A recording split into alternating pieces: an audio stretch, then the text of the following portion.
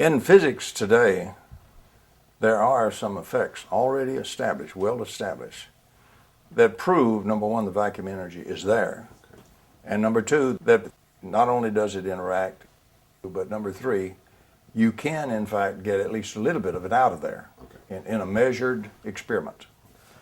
One of these, for example, is a Casimir effect. To draw what that is, suppose I have two conducting plates. These are very small, but I'm going to draw them pretty large so we can see them. But I have two plates, conducting plates, very close together but still separated, immersed in this vacuum flux. These plates are being bombarded by all sorts of little bubbly particles appearing and moving, and while they're in existence, they have lots of energy and they're moving with lots of kinetic energy and everything, and then they just disappear. They're little bubbles that bubble away. But in this fiery cauldron, we have all sorts of frequencies and all sorts of things bombarding these plates. So that's the first thing to realize is the plates aren't just sitting in an empty space. They're sitting in something that's really a boiling cauldron. And they're being buffeted every which way by all kinds of frequencies and everything else.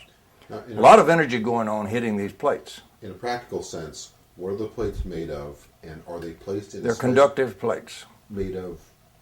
Could be copper or some. They'll use a special metal that's very pure to do the experiments because they want good experiments. Now, what happens is. And is the environment they're in, is it a special room or a special? No, it's just the criterion is it's sitting in the vacuum. That's all you're worried about. Which for the common person would be just normal. Empty space. Empty space. Right. Just in a room.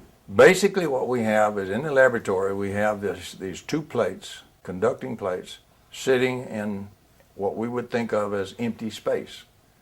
Nothing going on of any interest. Well, it turns out because of the smallness, they're down to where they're directly interacting with these things, and there is a lot going on. These things act as in one sense, as tuned antennas, so to speak. From all of these many frequencies, infinite number of frequencies, the distance across here selects out a set of frequencies, including their harmonics and all, that fit between the plates. Okay? If we have an infinite number of frequencies and energy out here, we have a little bit lesser selected group inside here. We have an excess of pressure, so to speak, from the bombardment on the outside of the plates. So these plates then are attracted or forced together. There is an actual force between these plates which can be and has been measured. Casimir did the first experiments and all, but the experiments not too long back were done very beautifully by another scientist here in the United States, Lamoureux. And the work is extraordinarily precise, extraordinarily beautiful, and there's no question this effect exists. This does produce some real energy and some real effects from the vacuum, but it's very, very small. So its usefulness is, number one, it clearly experimentally proves reaction to the virtual particle flux of the vacuum to produce some real energy which is at least measurable. So it's a proof of principle experiment. It's not useful for the power industry, as far as I can see, unless somebody finds another variation of this thing that generates one heck of a lot more power. In its present form, the experiment is not usable to generate power, but it does generate real energy.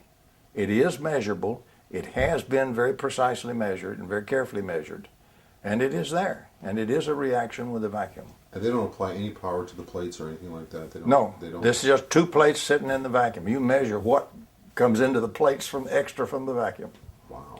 You don't have to put any power into it or anything. It is of course, a very esoteric measurement problem.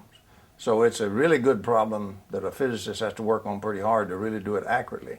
But it has been done very accurately, and there's no question about it being real.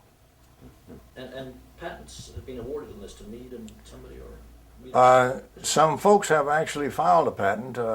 Mead, for example, is one of them on the patent that pointing out that this does extract real energy from the vacuum. And they have a couple of other variations they're looking at with different antenna type arrangements. So they can probably get a little bit more energy out, but it's still, the problem with is it the amount of energy. The amount being taken from the vacuum, so far at least, is very small. But it's real. The point is, it's like a small white crow. It's still sufficient to prove that not all crows are black, even though it's a itty-bitty crow. Hasn't grown up yet. Now the question is, how do we get him grown? Right. So, but this is a Casimir effect. It's a standard effect. It's in, it's good physics. It's been good physics now for quite some time. And the precise experiments to fully support this have been done and are in the literature. So any really knowledgeable physicist will almost certainly agree with the fact that the Casimir effect is a demonstrated effect of energetic effects from the active vacuum. Cool. Very good. Thank you. It's interesting. It's the standing wave that's created, or the basically a standing wave. So you're kind of creating a differential. Is it kind of? Well, what you're doing is you're sorting out frequencies from a whole batch of frequencies. So there's less frequencies. Frequencies got energy in them. See, right. There's less energy in frequencies in between your plates than the energy outside is bombarding them. So you're not balanced in forces. Right. You have the forces outside now being a little bit greater than the forces pushing back from the bombardment inside, and therefore the plates appear to attract. They in fact are pushed together. Interesting. Would you mind defining the dipole and then continuing on with the current standard of killing the dipole? Okay. Oh, thank you. From the point we're coming from, where we want energy from the vacuum, usable energy to power lights and power motors and power homes, we have to find a reaction which can give us appreciable and hopefully electromagnetic energy from the vacuum. Now, before 1957, we really didn't know precisely that there was such a reaction widely available.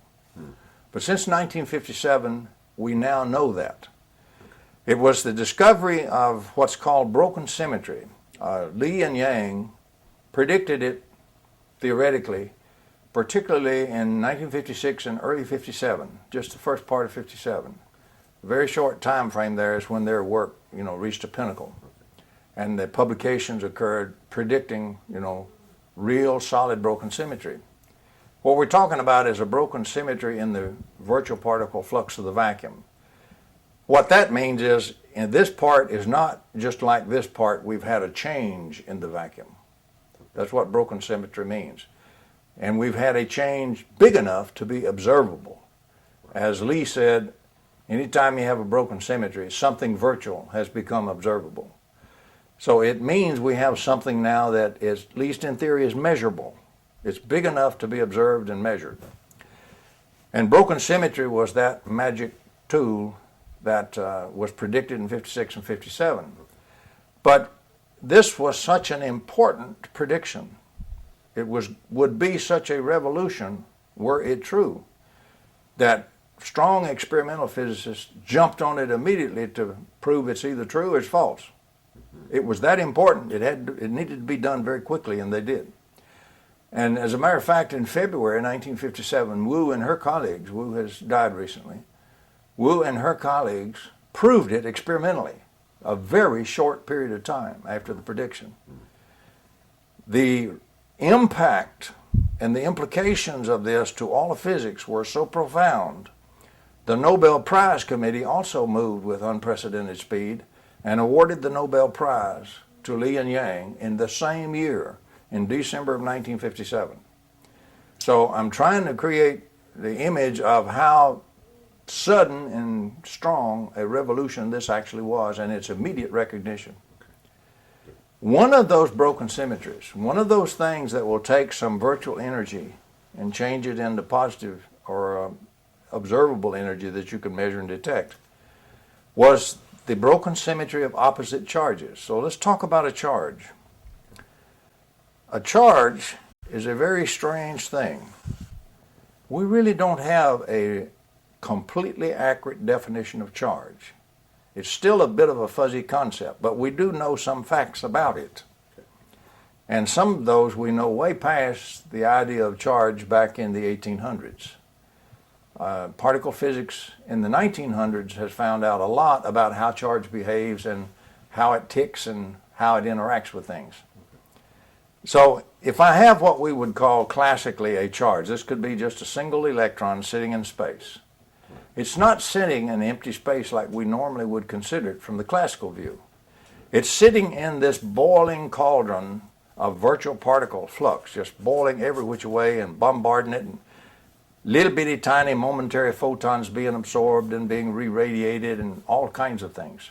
Every time it absorbs a photon, it changes that into a little tiny differential of mass and so forth. So there is a cauldron going on. The charge itself is very dynamic. As a matter of fact, if I place this charge in this cauldron called empty space, or preferably called the vacuum, and suppose this is an electron, negative charge.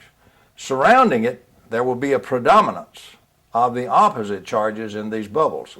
So I will have lots of little positive charges appearing and disappearing out here everywhere at incredible speed. Incredible speed. Well, we know that if we have opposite charges, we have what in classical theory is called force field lines, lines of force. These are not yet force, but we do have lines of attraction and so forth between these. They're opposite charges. What we have is we have what is now the broken symmetry of opposite charges. Because I have one kind of charge here in the middle, and around it is this huge screen of all these bubbles of opposite charges. If I'm trying to look at this charge with an instrument or measure the charge, I'm not really measuring the charge. I'm measuring through this screen charges, which is infinite, by the way. And the inner, or what's called the bare charge, if I could get rid of all of this screen, is also infinite. But the difference is finite. Infinite in potential.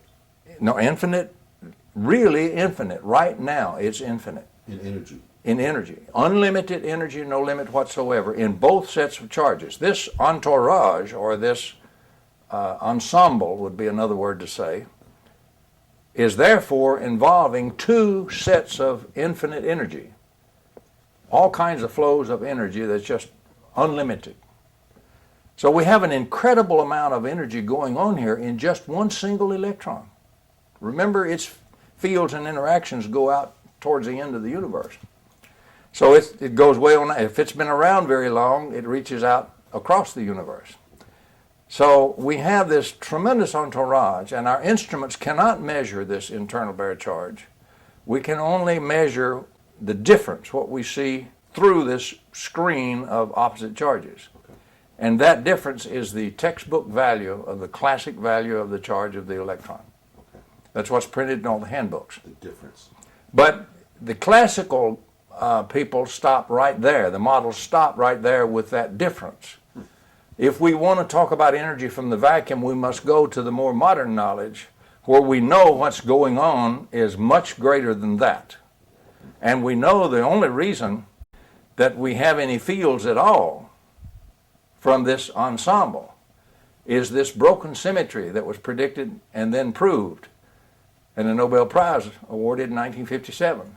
Because now I have all sorts of little dipoles.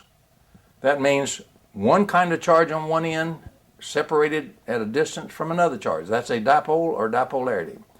And the broken symmetry of opposite charges is really the broken symmetry of dipolarity. What do you call broken symmetry? Broken symmetry means it's not the same as it was before. If it's being fed virtual stuff, something broken got up into the observable state, came up over the quantum threshold, and he's real. That's what broken. Not everything is fish under the water anymore. Some of them are whales that have jumped out of the water. So it's like a breakthrough. It's a breakthrough from the vacuum up into the real, honest-to-God, ordinary world. Okay, that's what. All right, great. So the importance of broken symmetry is it's a process for doing that. And this means that this ensemble that we've just been talking about, one little old electron, is doing that.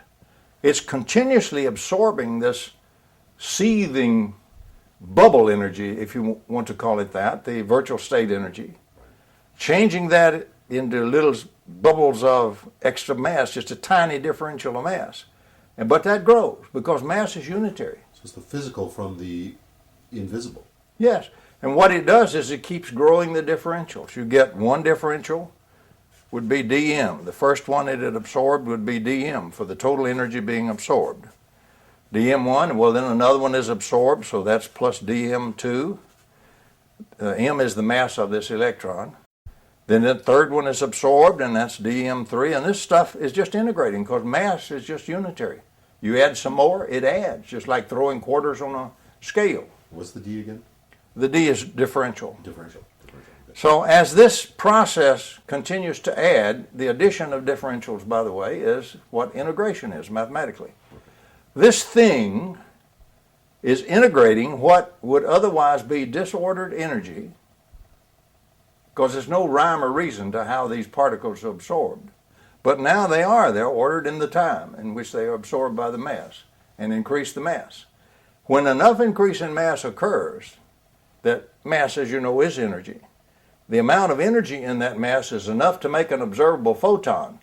This thing has just broke the surface and has become a whale which gets kicked out. And this ensemble then emits a photon, a real ordinary photon that will hit your film and record on your film and record on your instruments. And right behind it is another and another, because the process just keeps going. And another and another. And these are photons. Well, what do photons do when they continuously radiate out in a steady stream, always replenished? That's what we call a static field. Or if we're looking at the potentials, it'll have a static potential. It's not static at all. It is steady state, non-equilibrium. So we have something which is freely pouring out real energy. If you do not look at the vacuum input of this crazy energy, the bubble energy, the virtual state energy, you appear to have violated conservation of energy law. You have not. Modern theory and science, we know that it's receiving the virtual stuff all the time. So the energy is being input in a different form, and it's output in a very usable form, the standard electromagnetic fields and potentials associated with this source ensemble, or the source charge. And that's what Yang and Lee theorized and Wu proved. That's correct. Now, they didn't go further and say this establishes the fields and all that. The odd part of it is sometimes one part of physics doesn't talk to the other part, and it doesn't talk to electrical engineering and so forth. The odd part is, for over 100 years, the problem of the source charge and how does it produce its fields and all their energy associated with it has been unsolved. It was called by Sen the most difficult problem in all of electrodynamics. And if you take the classical view, it is difficult because you don't have any energy input. You have a very steady output of flowing of energy that just never stops, free. So they view it as a mystery, and it's not a mystery. That's right, because they can't dare say you are violating conservation of energy, but in their model doesn't recognize any source of energy input to it, because it doesn't recognize the virtual states or, particle physics, the bubbles. It doesn't include them. If the bubbles were not there, this thing would be creating energy, and we would just have violated the conservation of energy law of the whole universe. But that's not true. It is continuously receiving energy. Conservation of energy is very happy to remain intact. The only problem is we have to understand the energy is now from an unusual source. But that's the source we're looking for. And thus the active vacuum. And that's the definition of broken symmetry. Yes. Does an electron have mass? Electron has mass, yes. But a photon has more? No, a photon has no mass in the standard treatment. In a curved space-time, if you want to get really technical, a photon can develop what we would call mass. But in the standard treatment, the photon is massless for a very simple reason. If I visualize space-time as flat and don't let it get curved, Right. and I have a photon, suppose I started out as a three-dimensional object, length, width, and height, and I start to moving it. The faster I move it, the more energy, kinetic energy it has, but it also undergoes a contraction of the length along the line of motion. And at the speed of light, that contraction reaches a length of 0, and so now I have no mass, I have something that we would think looks like a flat plane moving at the speed of light. That's usually the way they represent an electromagnetic wave, a plane wave. Oscillations occurring in that plane. But for our purposes, since we wish to power things, we now have something which pours out gobs of energy, lots of energy from the vacuum. We have taken a tremendous jump from the Casimir effect. However, nobody pointed this out of how these fields are established and tied it back to the broken symmetry that got the Nobel Prize for Li and Yang until actually the year 2000, when I finally put it all together. I just took the bits and pieces like I do. I went to particle physics and I found the pieces that already fit. I didn't create all of this at all. I just found it and put it together, like putting pieces of a puzzle together, and published it in the year 2000. But this is the way the fields are made and established. So it's nature's benevolent gift to us. Nature has given us incredible numbers of absolute free energy generators that legitimately are taking the energy from the vacuum all the time and pouring it out as real, honest-to-God, usable electromagnetic energy. It's already there. It's called a source charge, and it's this ensemble. And how much energy can it pour out? It's unlimited. It's got two sets of infinite energy it's working with. So it can run forever. The charges in the original mass in the universe been around for something like 13.7 billion years or so. They have been doing this steadily for 13.7 billion years. And they haven't run out yet. They're still going at the same rate. All around us. All around us. So our problem now is we do not, contrary to the conventional wisdom, we do not have to find the mechanism by which we can take energy from the vacuum. Nature has given us that on a silver platter. She has given us the things already doing it for us. We now have to learn how to use it. We want to collect this energy flow that's going out. We want to pile up a bunch of charges so we get lots more energy flow going out. We don't want to mess with the charges and the dipoles. Because if we kill the dipole, if we go back and kill our basic picture, if we wipe this out, we have no flow of energy. The energy comes from the broken symmetry of opposite charges, and that's the dipole. If we kill the dipolarity like we love to do in our own generators we build, every time we're killing the dipolarity, we're shutting off the energy flow. If we won't kill the dipolarity, any dipole, unless we want to throw away particle physics altogether these days, any dipole will sit there for you and pour out energy for the next 13.7 billion years. So can you power your homes with energy from the vacuum? Yes.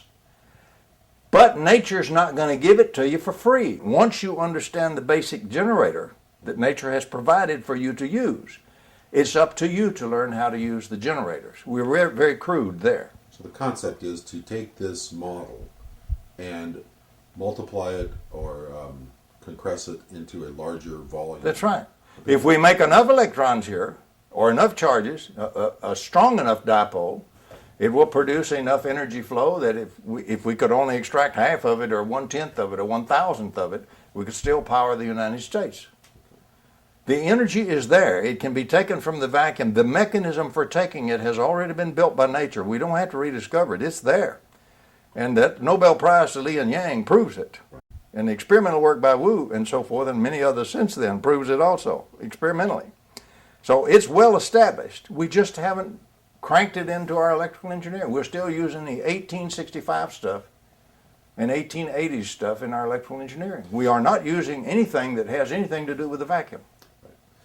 So let's also go one step further and talk about the practical application of dipoles in current power systems and the killing of the dipole. Let's go through that. Let's look at how, for example, an ordinary power system is really powered, because the electrical engineering model assumes correctly that all the fields and all the potentials are made from those source charges. They're produced by the source charges. But erroneously, the model also assumes implicitly that the charge freely creates all that energy out of nothing at all. So oddly, our electrical engineers are using a model today which assumes that every electromagnetic field every electromagnetic potential and every joule of electromagnetic energy in this universe has been freely created from nothing at all. Magic. Magic. And you got to keep a sense of humor. I get a chuckle out of it sometimes when these people start talking about perpetual motion and things like that. Because the greatest advocates of the violation of the conservation of energy law are, in fact, our electrical engineering departments, textbooks, professors, and engineers. And they don't even know it. They don't even question it. There is not, so far as I can find out, a single book that you can go by that says, here are the basic foundations assumptions in the present classical electrodynamics model we're using, like, for example, in electrical engineering, the Maxwell Heaviside stuff. And here are those that we already have found in physics to be wrong. No such treatise or a book exists that I can find. Now, you find some very fine scientists who point this out.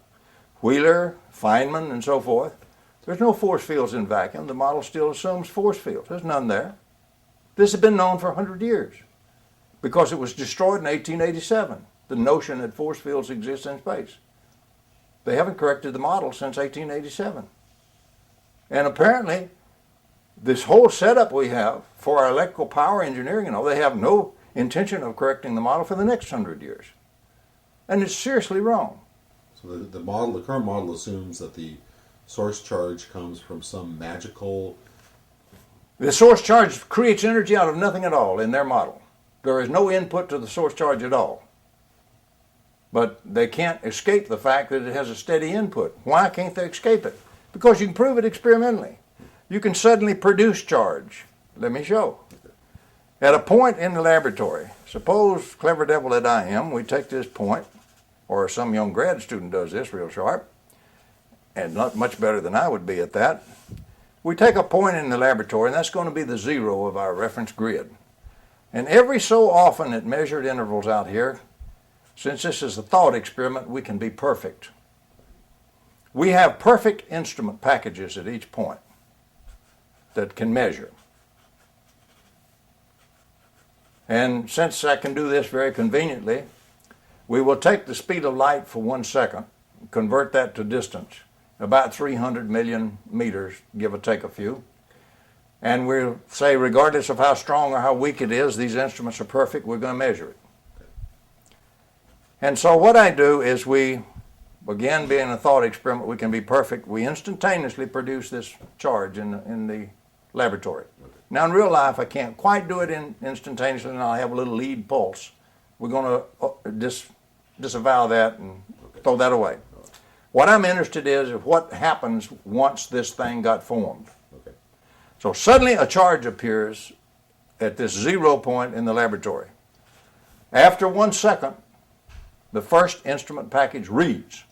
Whatever the value of the field from that charge is spreading out, the photon density, flux density at that point, is going to give the field intensity measurements and the potential intensity measurements here.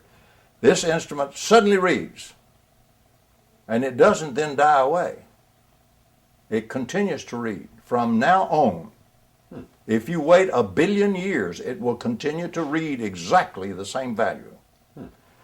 Okay, that was 1 second. The first instrument suddenly, bang, and it will read forever, that amount. The field continually replenished and established there. The second instrument package suddenly read. Okay. The third one at the end of the 3rd second. And as the seconds pass, package after package after package. Since this is the thought experiment, we ran these all the way out past the solar system. If you wait 1 year, there is a package out there just beyond out there outside the solar system that suddenly reads. And it will stay that reading as long as this charge stays in this lab right here and never varies, and you don't destroy it. So we can easily prove there is a continuous flow of energy strictly from the way the instrument package is. Now, in a real experiment, we'd move them in much closer and we'd do it out to a certain length, and that's good enough. Proves the principle. But it would work if we could do this in real life. So we prove that there is experimentally we can easily demonstrate there is a continuous flow of energy from every charge. Now the question is, where'd that energy come from? Right. Because we can integrate, our engineers can do this very well. They can take the instrument readings and they can integrate the energy density and they can come up with exact energy at any moment that's in that whole volume of space that's being filled with energy.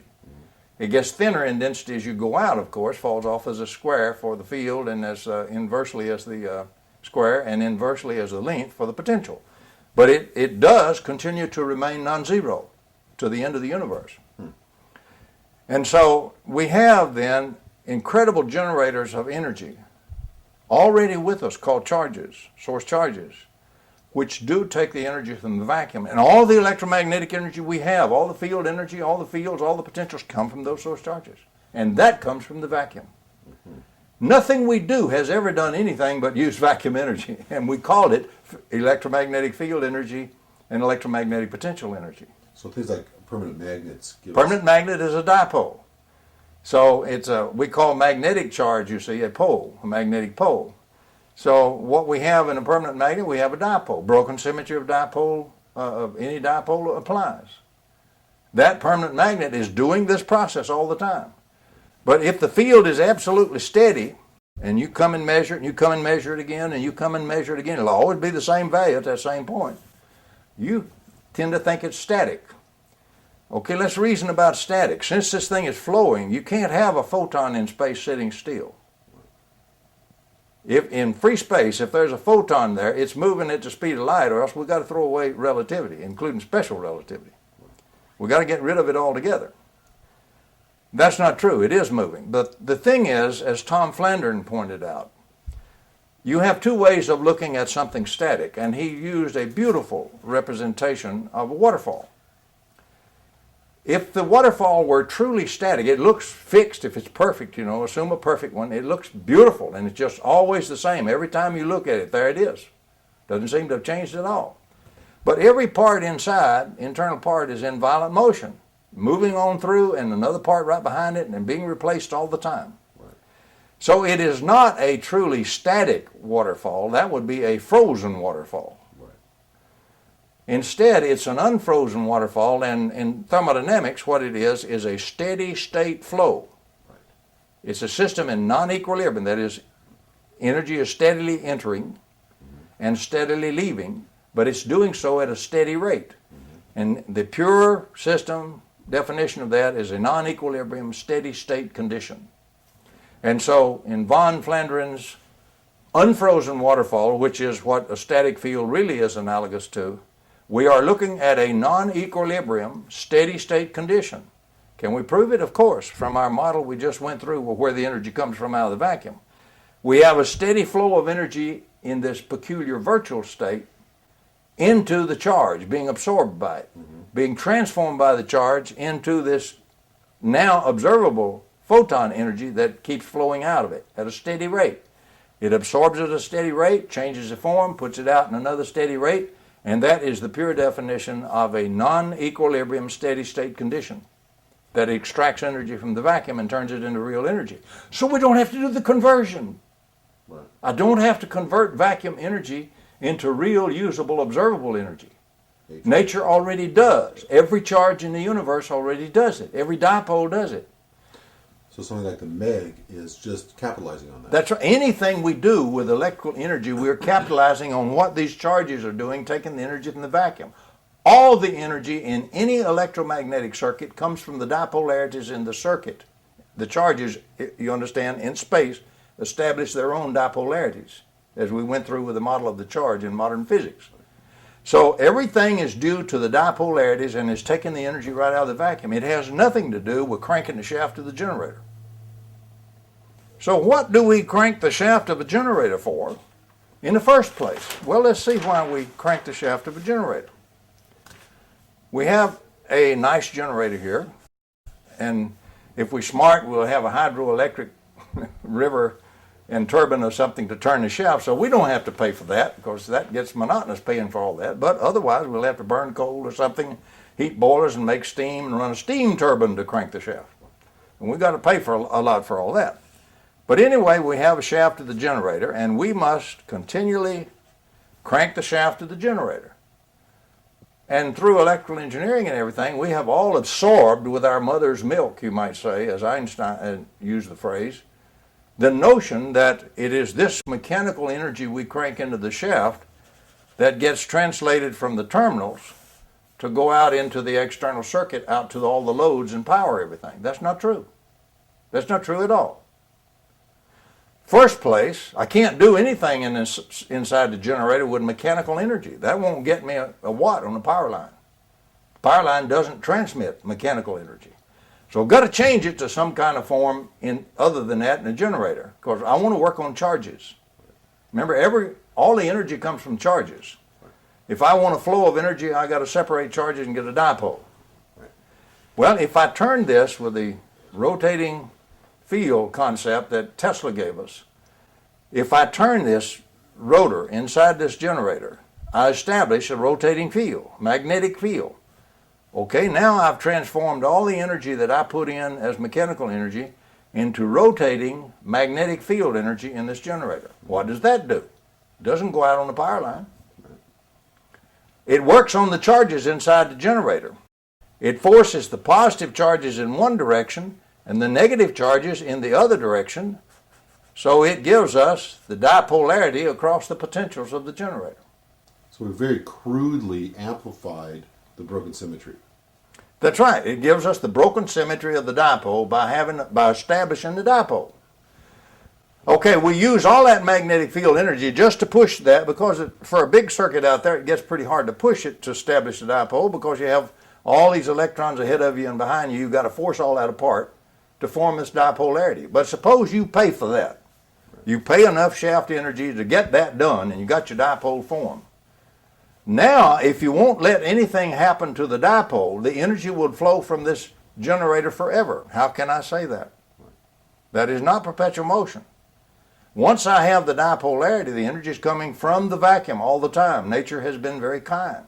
And that's already proven in particle physics. It is not in electrical engineering. They don't even have an active vacuum to take any energy from. They just wipe it out. Don't even talk about it. So they think it came from the shaft energy. It didn't. Anyway, what happens is, once I have the dipolarity established, the dipolarity now interacting with a fierce vacuum, and I did a good bit of charge. This is a big generator, so I got a lot of flow. Got a lot of energy coming out of here. So now there's a flow of energy going down this. It could be thousands of volts. Thousands of volts, for example, going down this line, transmission line, to go out there in power systems way down all over. And so, strange thing happens. The two people who discovered energy flow, which didn't exist, that concept did not exist, energy flow through space, during Maxwell's time. Maxwell died in 1879. It wasn't born until the 1880s, when it was created by Poynting and by Heaviside independently at the same time. Interesting thing happens. A little part of this flow of energy, which is around the conductors act sort of like a waveguide, inverse, to keep the flow of energy going along the path you want it to go. So that's their function.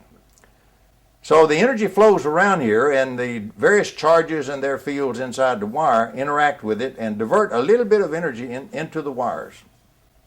A little bit of that gets diverted in there. A tiny bit. A real tiny bit. Maybe 1/10 trillionth of it. That part that will diverge into the wire is the part that Poynting considered. He never considered anything but the energy that enters the wire. He did not consider any of this other process of the energy coming out. Well, a very strange thing happens. Heaviside discovered that there's a big old energy component left after you diverge all the energy you're going to diverge into the wires in that whole system.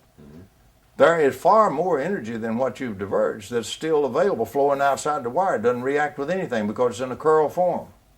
Okay. Divergence of the curl in flat space-time is zero. So it doesn't interact with anything. Normally, most space-time is relatively flat that we function in. Right. So what we have is we have a very embarrassing thing. This generator puts out maybe 1 trillion or 10 trillion times as much energy flow down the wire, well, most of it absolutely unused, as what we put into the shaft of the generator. See, this is not a big surprise once we understand the source of the energy was really the vacuum. Right. It wasn't mechanical energy we put into the shaft. But if you don't have that concept, if all you understand is what energy we put into the shaft, that's unthinkable. Because now you seem to be creating energy out of nothing. You have no source for this extra energy. No, there's no vacuum born yet, see? Right. Active vacuum concept hadn't come in there in the 1800s. Right. So but they knew the energy was there. Heaviside knew it. Yeah. Pointing never had to bother with it because he never considered anything but the divergent component.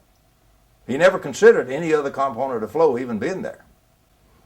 And he considered all the energy came in here. He got the flow wrong by 90 degrees, which Heaviside corrected. Right. But Heaviside was a funny fellow. He was a brilliant guy. It's his equations we use today and call Maxwell's equations, his truncation of them, and his notation. But he also never attended university. And a lot of mathematicians and folks like that were always all over his case. He created Heaviside functions and all kinds of brilliant things that they hated at first and later got established and used. So Heaviside was a loner. He was a hermit almost. And he died as a poor, starving hermit, just in a little garret apartment, literally starved to death. Really? But anyway, he was honored eventually by the Royal Academy and everything else because of his great contributions. But Heaviside discovered this extra component, but he didn't dare, just blatantly talk about it. This moves us up to Lorentz. When we get up into the 1890s, the leading electrical scientist in the world was, in fact, Lorentz. Lorentz understood the work of both men. But even the great Lorentz had some limitations. If he tried to openly say that, yes, every generator we have is putting out enormously more energy than what we're putting in ourselves, he'd have been tarred and feathered and put on a rail and ridden out of town. And so he couldn't do that if he wanted to maintain his reputation and position and not be destroyed. Nobody could. So if you have a problem that you can't solve, you don't even have the science born yet that will allow it to be solved, but you're going to get crucified if you admit the problem, then the best thing you can do is eliminate the problem, which is what Lorentz did. So Lorentz taught everybody to take the energy flow vector for the whole thing, integrate it around a closed surface surrounding any point you want to choose anywhere. And that does a neat thing. Let's draw this closed surface all the way around this ball. And I got some energy coming in here. A little tiny bit of it gets diverged from that path. The other large part goes right straight on through. That integral will subtract the part that went through from the part that entered, and it'll only leave just the part that got diverged, the pointing component. And every electrical engineer today is taught this little trick. And the real purpose of this trick is not because it's the thing to do. What it is it gets rid of an impossible problem they have refused to consider for over 100 years, how to get a lot of free energy out of the vacuum. The question then is, can we really use this other? By the way, the pointing diversion flow will in fact now match all the standard things. We go down and we power the load. We collect a lot of energy from the divergent flow of energy in here onto these electrons, flowing as current now. But all the current that goes down the wire this way comes back up through this way. And so the voltage around the entire loop from the positive terminal to the negative terminal of the generator is exactly the same but opposite to the voltage the other way. In one is the forward EMF pushing the current. The other is the current pushing back against the voltage, which is the back EMF. Right. You got to do work on it to make it go back up against the voltage. And when you do, the charges doing work on it destroys the dipole. The current return. The current return, the equal current return, and for the equal voltage. Right. You have upheld Lorentz's symmetrical regauging, which says that your forward EMF has been made equal to your back EMF, and half of all the energy you collect in the external circuit shall be used to do nothing but destroy the external source and its ability to take energy from the vacuum and give it to you. So we kill the dipole, we get some energy in the load, we kill the dipole. Half the energy killed the dipole, the other half, some of it got lost along the way in leakages and losses. Less than half got in the load. So we used more to kill the dipole than we got in the load. Well, to restore the dipole, you've got to use at least equal amount of work on them to force them back apart. Brute force. Brute force. So you've got to put at least that amount of energy back in there. If you had a 100% efficient generator, to force the charges back apart, restore the dipole, and restore the flow of energy from the vacuum. And that's more than what you got in the load. The COP, coefficient of performance, which is defined as the amount of useful energy I get out of work out there in the load by the total amount I myself put in. In this one, I myself will always have to put in more than what I get out in the load. So the COP is less than 1.0. The fraction there is less than 1 when you divide them. So we specifically design a system, a closed current loop circuit, where we make these two currents equal for the forward EMF and back EMF. And we leave the generator wired in here so we can and will destroy the generator's dipolarity and source of energy faster than we power the load. So we always, to restore the dipolarity and keep taking energy from the vacuum, we have to keep cranking the shaft of the generator, and we're always going to be cranking it harder than the amount of stuff we get out in the load. That is the stupidity of the present power systems we have designed for the last 100 years and built. No matter what is driving the load is still there. You still have current return. That's correct. Well, you don't have to. There's no law of nature that says I have to use a closed current loop circuit. Tesla went to a one-wire circuit. Right. Right. So how does fire it into a capacitor on the other end and fire it back. In your projection into the future, assuming that we develop energy from the vacuum power sources, how does that fit in with the closed current loop system of using energy? The first requirement to get an over-unity electromagnetic system, the first requirement is you must violate the closed current loop system that guarantees you have to put more energy in than you ever get out in the load. You have to violate this. Several ways to violate it. But the load, what I'm saying is the loads stay the same. The load is the load is the load is the load. Sure, that's no problem. Right. So unless you want to power it with negative energy, you want to design the load to be powered by negative energy, then the load will give you energy in addition to powering itself. It'll take it from the vacuum. But using the current assumption of positive energy. That positive energy, that's supply. true. The load is a load and an impedance is an impedance. Right. And so how does that, we still have to power the load. That's correct. And we still have to return the current. No, we don't. Oh, we don't. Mm-hmm. Okay. The only reason they return the current is they want to reuse it. Huh. By the way, let's talk about current. You see, current is not like water flowing through a pipe at all. That's not what happens. These electrons in these wires, the free electrons are constantly hopping off of one atom and hopping around and then hopping onto another one all. They call that the Drude electron gas. Drude went through all of that back around 1900 or so. And so what we have is an electron gas of these hopping electrons in the wire at any one time. And when we put an energy flow down here, the flow runs through by all these charges.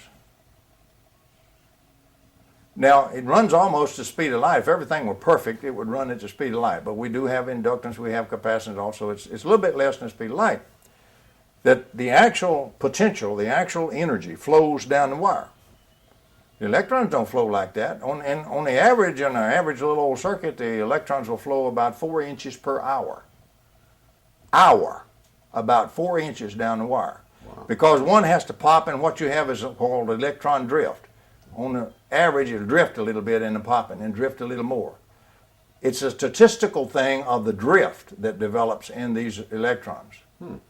The electron can't just take off down the wire because all the other electrons, gobs of them ahead of it, is repelling it. So everything has got to interact with everything and do its hopping and its collisions and all, and so you get a little drifting down the wire about 4 inches per hour as far as actual movement of the electrons down the wire longitudinally. And yet the energy goes almost the speed of light. Now, one way to violate all this stuff, suppose if you have a good conductor made of copper, the response of the electrons to move into current from the application of the voltage is so fast that you just have to consider it instantaneously. Different people get different answers, but it's up like 10 to the minus 16th seconds. So incredibly short that, forget about measuring the time between when you pop the voltage and when the current starts. Right. So effectively, in the normal circuits we build, with copper wires and so forth, the current goes as rapidly as we apply the voltage. So we always got power going, we always got destruction of the dipole. Right. If you got voltage, you got current. But now suppose we slowed that down. Suppose we froze those electrons for just a bit, say like a millisecond, a thousandth of a second. Ooh, that's a long time for something that's flowing at the speed of light. 300 million meters per second, that all you cut it down was 300,000 meters, you see, that it could flow before your electrons would start if you just delayed them a millisecond. So you potentialize your whole circuits with very little, there's always a teeny little bit, you don't quite get to zero, but with essentially zero current.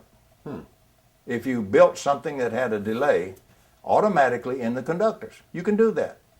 If you dope this wire, if you take aluminum wire and dope it with iron, 2% iron, the numbers from the number crunchers come out looking like about a millisecond delay. You can design that and change the amount of iron and all this stuff until you get a millisecond delay. We have to have an alloy now. We want a nice equal alloy here. We don't want particles stuck in everything. If we have a nice alloy with about 2% of iron, give or take a little bit, we can build a wire which in fact will have about a millisecond delay between the time you apply the voltage, if you very sharply apply the voltage, and the time that any significant current gets going. About a millisecond delay. During that millisecond, unless your your circuit is greater than about 300,000 meters long, that's 300 kilometers. Normally we don't use a circuit that big. You can potentialize that circuit with no current and no power and no work. Energy's free. Potential energy is free. It doesn't cost you anything. Comes right out of the vacuum from your dipolarity and comes out free. You only pay when you start doing work and dissipate energy and change the formula. So what we would want to do is we want to get this circuit potentialized, and we want to get this generator then disconnected and out of there before the current starts flowing. And we can do that. Piece of cake. You just got to have a metallurgical lab make that wire, which unless you're going to buy lots of it, is going to be frightfully expensive. We looked into doing that, and we weren't going to cough up $30,000-$40,000 to make that wire, unless you were going to get a lot of it made and so forth like that. But for a research program, and particularly where people have their own metallurgy, you could do that, and you could experiment with it. Okay, what do? We connect the generator very sharply, and we immediately fire the voltage down the circuit, and we potentialize the whole circuit. Meanwhile, the current is frozen, it's pinned. The electrons are trying to get started down the wire. The iron and so forth is delaying them. They're not moving. So at that point, we suddenly break loose the circuit from the generator, from the dipolar source. We attach instead a semiconductor, a diode, that will only allow the current to flow this way. And what happens is this circuit now, with all this capacitance and all this potential it's got, and you can put this and that in there and experiment with how to do this optimally, whatever energy it has now collected, it will dissipate at least half of that in the load. It'll discharge and power your load for free. It cost you a little bit of switching cost. You didn't have to pay for any energy. Meanwhile, you didn't destroy the dipolarity in your generator. So you pop it again, and you pop it again, and you pop it again, and you pop it again. Now in the real world, you do lose a tiny bit, so after a while, you're going to have to crank the shaft a little more. But you're automatically in COP greater than 1.0. You're going to have a lot more energy power in your load than you have to put into the shaft of the generator. Now that's a doable. For example, if the Department of Energy really would get serious about innovative research, this could be done by any of our national laboratories. There's not a single one of them that will do this. That's the last thing they wish to do. Okay.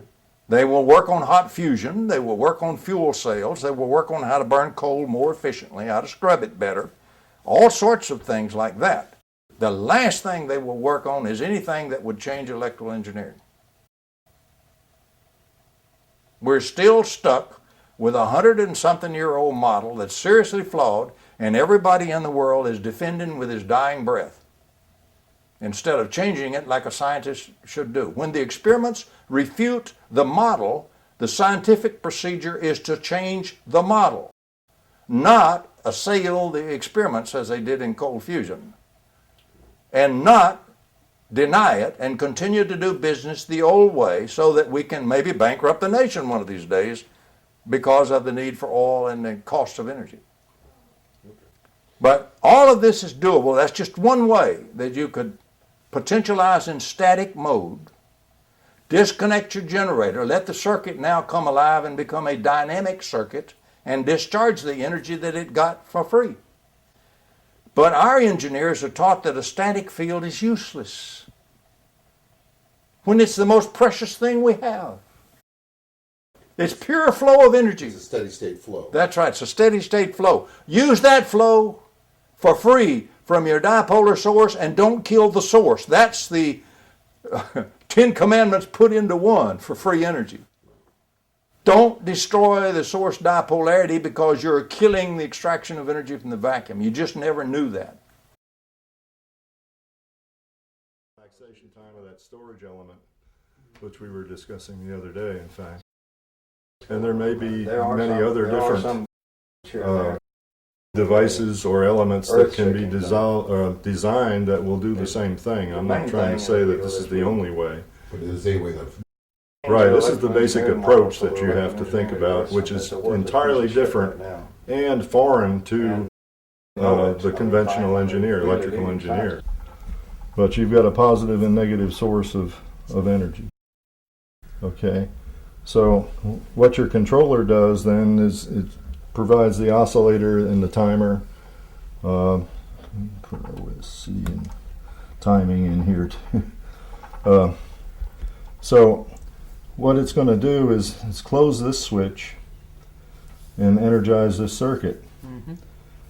And while that's closed, this will charge up from the energy here, but it's done quickly enough that no current. If we put an ammeter in here, we should get virtually zero current. Yeah.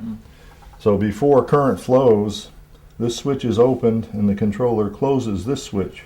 Mm-hmm, mm-hmm. And now you power the load with that much energy. Yeah, yeah. And then it just repeats and repeats. Okay. That's all there is to it. It's really a form of DC to DC converter. Yeah, yeah. But the difference is a conventional circuit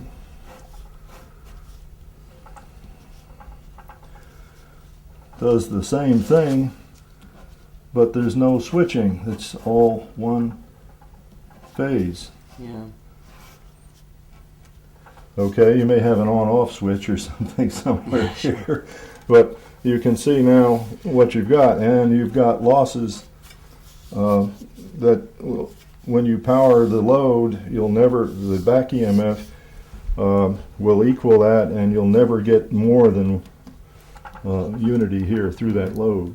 Right. I suppose also what you're doing with this circuit alternatively, when you're switching and not allowing the current to take place before you can charge the storage device, you're not allowing anything to go back and eat or destroy That's the right. source. Right. Yeah. That's why the timing is critical here. Mm. So you have to arrange it so that the storage element has to absorb the energy fast enough so that you can switch off the dipole before a current starts to appear here. If you just left it on, you'd have this circuit. Yeah. Okay? Yeah. Essentially, except the load would be this now. So you don't want to do that. You've got to have the timing such, and we know that, well, we just know we know two methods to do it. One is a capacitor, and John uses that technique. Right. Is a way to go. The other is a coil that is made of a material that will slow down the relaxation time, which the relaxation time is what we're talking about with no current flowing during that first initial time period when you turn it on, until you have chance to open the switch and then switch it over. The energy now is in here, and we switch this one on and we put the energy into the load. So this is what I was talking about, two phases. Would that be a coil that would be doped with was it 98% iron, 2% Yes. 2% aluminum? Yeah, well, now that's a little sensitive, according to Tom. He happened to find out. Published it in 1992. Oh, he did? Okay. I mean, that's how I knew it. We know that if you can get a piece of wire that's made of 2% iron-doped aluminum, Right. that it will give you something around a millisecond of relaxation, time. which is So that's really the too wire, the long. circuit. It's not to do with the storage device. That's the circuit, the wires you're talking about, which you have. The wires could be copper, Okay. Yeah, that would be in Okay. the storage. but just Oh, sure. inside here you Just would a little have a piece, you coil missed it, yeah. made of aluminum Okay. Yeah. with this aluminum-doped iron. That's all you need. But Okay. the problem is to manufacture that you have to make it in inert gas, and it's a really complicated. Yeah, it's not a manufacture. simple thing. You Yeah. can't just run into the lab and whip up a Yeah, piece sure. of wire with that on it. Yeah. So, but that's all there is to it, and it's Yeah. extremely simple once you understand the concept, and that's what Tom's trying to get across, that you have to change your thinking from this type of circuit to this type of circuit Yeah. with the two phases. Yeah. I was just thinking. What we're taught to do this. Yeah. Yeah. It's over 100 years old. And physics, you see, at the time they put together the model, it was the very best information we had. Special relativity hadn't been born. Drude electron gas wasn't known. In fact, the electron hadn't even been discovered. People didn't know there was such a thing as an electron. The atom was a blob. There was no structure in the atom as far as their models went. It's clear they had energy. That's right. They knew about energy. That's right. But the basic understanding that we've gone much further now in physics was not there. If we'd have been back there in that day and age, we couldn't have done one bit better. Maybe not as good. Because they did it real straightforward and real dedicated. And much like your own work, they were studying phenomena. That's correct. They were studying various kinds of energetic phenomena and and coming up with theoretical models to That's right. explain the phenomena. What I've done is considered two things. I come along at this late period when a lot of physics has been done. It just hadn't ever been incorporated. It has never made it out of the batch of physics where it was done. It never did get really communicated. People may say, oh yeah, I've read about that, but that's it. They never took it to mind and never changed their model. So I had the good fortune that the physics is available. If you will go do some research and pull out the bits and pieces, it's there.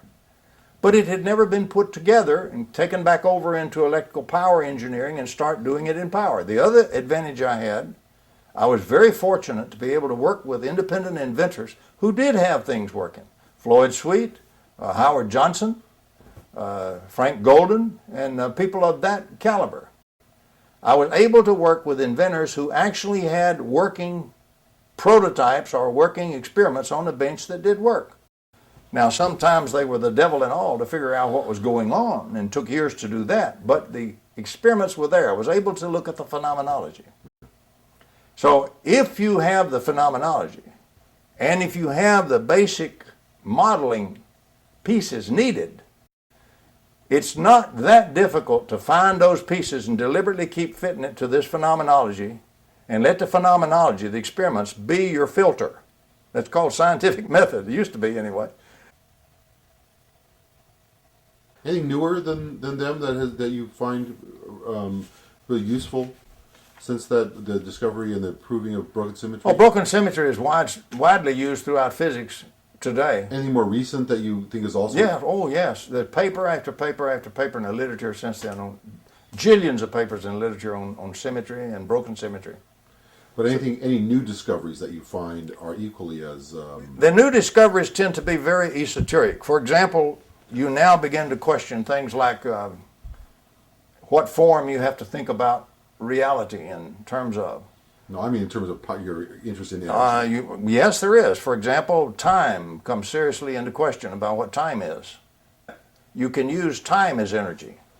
And time is just like nuclear energy. It has the same energy density as mass when you convert it.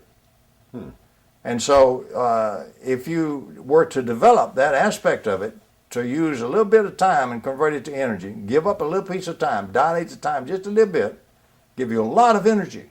And it can be electromagnetic energy. Interesting. So that's another way we will eventually go. Another thing it drives you to is you have to start considering negative energy as well as positive energy. So it drives you directly in the Dirac holes before they become positrons. So it drives you to the basic questions, because every conservation law is a symmetry. You see? Okay. And every time you have a broken symmetry, you have violated that conservation law, which means, looking at Michael Layton's work, because we don't have the geometry right now to go that level, but Layton has given it to us in the late 90s.